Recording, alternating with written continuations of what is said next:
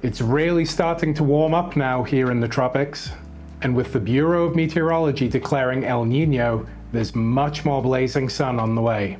So today we're going to take a look at dabrim, an innovative helmet attachment that has become a long-standing staple for the sun-smart cyclist.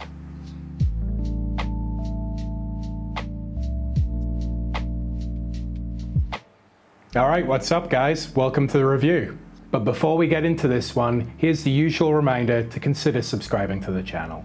We upload bikepacking and bike touring related videos, gear reviews, tips and tricks, as well as an occasional ride or overnighter video. And be sure to check out the main feature of the channel, a 93-part series documenting our 11,000 kilometer bike tour of Australia. So if that's the kind of thing you're into, give us a sub. So, dabrim. I'd imagine many of you are already familiar with this one. And for those who aren't, dabrim is a universal fit sun brim for bicycle helmets. They make other versions, such as one for equestrian helmets, but obviously the cycling brim is what we're interested in. So right here I have the Sporty version of their original brim. The Sporty version has slightly less coverage than the original, but this makes it capable of going at higher speeds before it starts flapping around, and makes it more capable when it's windy out. Dabrim was invented by Teresa and Eric Bryan, and the company's based in California. They're a really nice, small family business, and they're just great to deal with.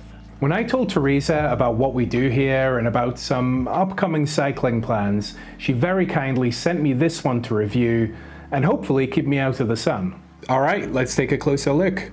Alright, I'm not going to go into how to install this because honestly it's really simple, and Teresa and Eric have their own installation video that I'll link to now. Now the first thing I was impressed by is just how well designed this is. It's really well thought out. The way the brim hooks over the front of the helmet works extremely well. It's super secure, and once you crank down on the strap, it's going to take a lot for this to come off. And speaking of the strap, there's this clever little slot that you can tuck the excess into, and it's thoughtful little features like this that have made it such a functional piece of gear. It's really hard to show just how well this thing's made, and I couldn't believe the amount of work that's gone into the design. Another example are these straps at the front and the back that allow you to adjust the fit. The one at the front lets you lift it up for better visibility if you ride in a sort of head down position, and the one at the back can lift it up out the way of a backpack. Again, really thoughtful touches. So I've had this about a week now and the weather has been hot. So I suppose I've had ideal testing conditions, and I can say that this thing works really well. Despite this Sporty version having less coverage than the original, it is still plenty. My face and neck were completely shaded at all times. I could even see this thing being good in the rain actually. It'd keep the rain off your face and maybe even keep it off your glasses. Alright, so are there any negatives? Well, the only really notable thing is that this thing is not much fun in a crosswind. I caught a crosswind on my way back into town yesterday and it was not comfortable. It seems to handle headwinds alright. I found that if you just tilt your head forward a little bit, it seems to cope fine. But crosswinds are just killer. Now, I don't really see this as a design flaw or anything. I mean, it's not the fault of the designers, it just can't really be helped.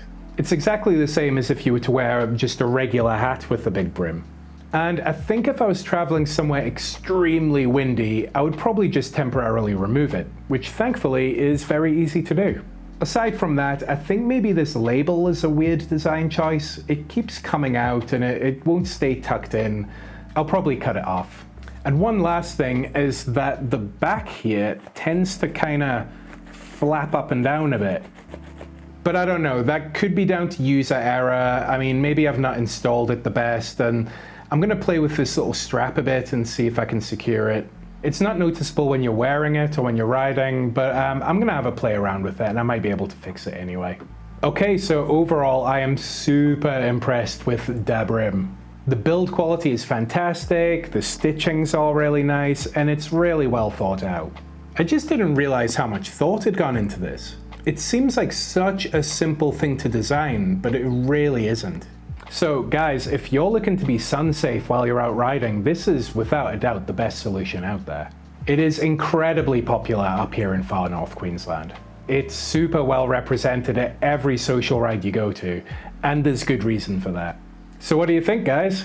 I have to say, it's not too fashionable, but if you can get over that, it's pretty amazing. Alright, so give us a thumbs up if you enjoyed the video, and maybe consider hitting that subscribe button if you'd like to see more. Cheers!